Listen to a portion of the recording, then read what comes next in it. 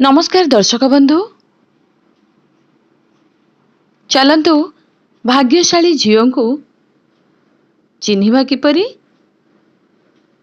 और केउ 15टी लक्षण आमे जानी परिबा। चलतु जानिबा।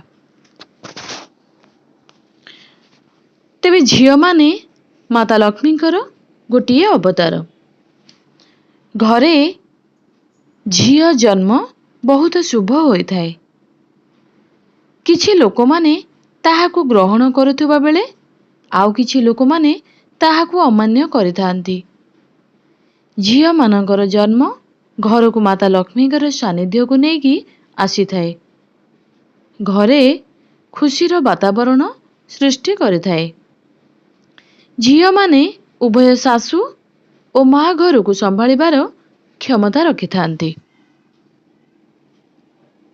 आधुनिक जुगरे पुरुष माने पिता माता को घरु तड़ी देउथुआ बेले झीओ विवाह परे मध्य बापा माँ को प्रति निज कर्तव्य को तुलाई थाए। केतेक झीओ माने भाग्यशाली होइथांती।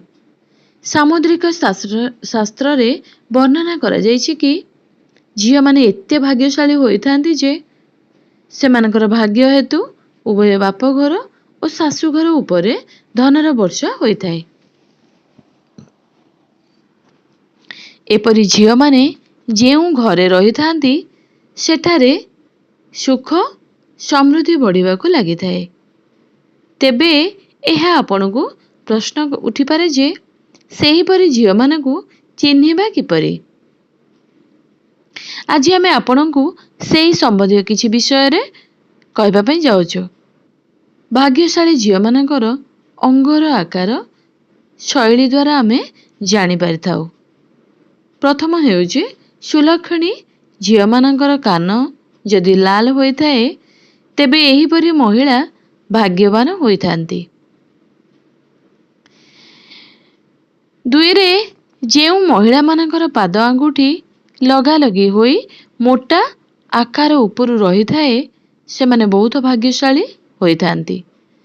सेमानक घरे सुख समृद्धिर सर्वदा लगी रही थाए। 3 रे भाग्यशाली महिला मानकर हाथ लंबा होइथाए। 4 रे जेउ महिला मानकर नाभि गभीर होइथाए सेमाने बहुत भाग्यशाली होइथांती। 5 रे जन्मरु भाग्यशाली होइथिबा झीओ मानकर आखिर धड़ा भाग क्षीर परी धड़ा होइथाए। 6 रे महिला मानकर पादर तळ भाग चिकण होइथाए सेमाने परिवार पई शुभ होइथांती। एहार विपरीत जे महिला मानकर पादर तळ भाग फाटु थाए सेमाने दुख जीवन काटुथांती। 8 रे महिला मानकर कपाळ बाहर आडकू रहिले भाग्यवान होइथांती। 9 रे महिला मानकर आईब्रो रे कला जाइथिले ताहाकू शुभ विचार करा जाइथाए।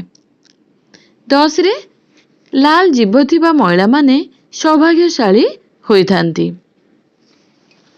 11 रे नाभिर तळ भागकू कला जाइथिले भाग्यशाली होइथांती। 12 रे छोटो बेक थिबा महिला माने अत्यधिक सौभाग्यशाली होइथांती।